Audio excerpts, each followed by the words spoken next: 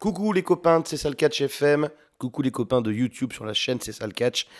C'est Norbert Feuillant, leader de la hashtag Feuillant Foundation, bisous à tous. On parle aujourd'hui de Glow sur Netflix. Ça fait toujours un peu flipper d'apprendre qu'on va parler de notre passion, d'en exploiter ses clichés, peut-être ses travers également dans une si grosse production. Malgré le succès d'Orange is the New Black, c'est la même équipe qui a fait ce truc-là. Moi, je suis pas un fan du tout d'Orange is the New Black, même si j'ai rien à reprocher de fondamental à cette série. Il y a réellement que The Wrestler finalement, qui nous avait conquis il y a quelques années en mettant un peu de lumière sur le côté plus sombre du catch, qui a aidé à réhabiliter le catch un peu aux yeux de pas mal de non-initiés. Ici, c'est une comédie, Glow. On se chie un peu dessus, on sait que ça va être grotesque. Surtout quand on connaît la tronche qu'avaient les shows de Gorgeous Ladies of Wrestling dans les années 80. Les Gorgeous Ladies of Wrestling, c'était un ovni, un show de télé, plus qu'un show de catch, un peu à l'image aujourd'hui de Lucha Underground, mais avec du catch vraiment de merde. Mais le mérite, si vous voulez, de la franchise Glow, c'était quand même d'avoir marqué son époque, d'avoir proposé quelque chose d'unique, de différent de tout ce qui se faisait ailleurs. Glow, sur Netflix, ça aurait pu facilement ouvrir la boîte de Pandore aux clichés et aux stéréotypes et faire passer notre passion pour un truc grotesque, mais pas dans le bon sens, un gros truc de beauf. Eh bien, Glow sur Netflix, c'est génial. Je suis hyper amused. J'ai passé un moment fou, frisson, émotion, divertissement, rigolade.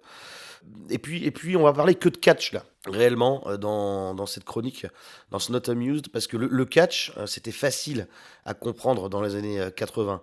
C'est une série, Glow, qui a tout pigé au catch télévisé, et pourquoi il était divertissant et profitable à l'époque. Un produit familial grotesque, mais qui donnait part belle aux gentils contre les méchants, aux stéréotypes gérés, mais avec bienveillance, parfois au détriment de l'obsession de notre époque pour la performance athlétique, un peu outrancière aujourd'hui, même si, oui, le catch évolue, qu'il faut vivre avec son temps et que les choses changent. Mais à l'époque, ça marchait très bien comme ça. Je parlais de stéréotypes il y a un instant, c'est justement ce que comprend très bien ce show télé. Le catch, c'est des stéréotypes. Au départ, c'est un divertissement qui parle à nos erreurs de jugement, à nos préjugés et à notre mauvaise foi. Glow comprend bien ça. Et puis Glow, c'est un peu le catch pour les nuls aussi, quelque part, mais dans le bon sens du terme, encore une fois. Glow nous apprend le storytelling, l'art de la promo, notamment dans le génial épisode 3. La deuxième moitié de l'épisode 3 est incroyable. La difficulté que certains talents peuvent éprouver à trouver un gimmick efficace, qui donnera envie au public de les acclamer ou de les huer, par exemple. Il y a des références parfaites. Et aucune faille. On parle de Hulk Hogan, on parle de l'Iron Sheik, de Gorgeous George, de Ric Flair de façon très pertinente. Et c'est une série qui respecte et qui glorifie l'essence même du divertissement sportif et de ce pourquoi les vieux de la vieille comme moi, on est tombé amoureux du catch américain. Je pense que ça peut parler à pas mal de gens nés dans les années 70 ou dans les années 80 qui nous écoutent. Si on est tatillon, on peut remarquer juste le personnage principal incarné par Alison Brie, qui est peut-être pas forcément très attachant, qu'elle est prétentieuse, égocentrique, qu'elle se la pète.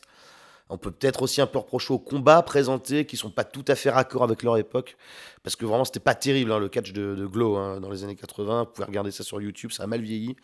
Mais là, c'est vraiment histoire de râler un petit peu, pas plus, et c'est tout. C'est un show digeste, facile à regarder, drôle, féministe et surtout très très bienveillant. On ne se moque de personne. Il n'y a aucune méchanceté, il n'y a aucun jugement. Il n'y a pas de. Comment dire. Le catch ne passe pas pour un divertissement inférieur à d'autres divertissements. C'est un point de vue même qui est évoqué dans la série. Il y a des personnages, parce que les meufs de Glow, elles sont pas là pour ça. Elles aiment pas le catch, elles connaissent pas le catch. Elles sont arrivées à un casting, on leur dit vous allez faire du catch. Il y en a qui se barrent, et il y a un personnage ou deux qui prend pas les choses au sérieux, mais qui va comprendre pourquoi le catch c'est super. Pourquoi le catch est génial. C'est exactement de ça dont va traiter la série, d'un point de vue catchesque. Et c'est très, très brillant. C'est fait de manière incroyable. C'est le genre de production qu'on peut largement proposer aux gens qui n'aiment pas forcément le catch ou qui en ont une idée qui vous paraît fausse. On peut leur proposer cette saison 1 qui se regarde rapidement sur Netflix en leur disant regarde, c'est ça le catch. C'est tout ce que je peux dire sur Glow qui m'a conquis. et que j'ai envie de continuer à regarder. J'attends impatiemment la saison 2. Il y a une énorme fin de saison. C'est vraiment très très bien fait. Voilà, c'était Norbert Feuillant is not amused, même si j'étais hyper amused de cette semaine. Content de vous avoir un petit peu parlé de cette série qui m'a marqué. Vous pouvez me suivre sur Twitter, Norbert Feuillant. On peut parler de tout ça un peu plus en détail. Gros bisous à tous et d'ici la semaine prochaine, soyez mignons.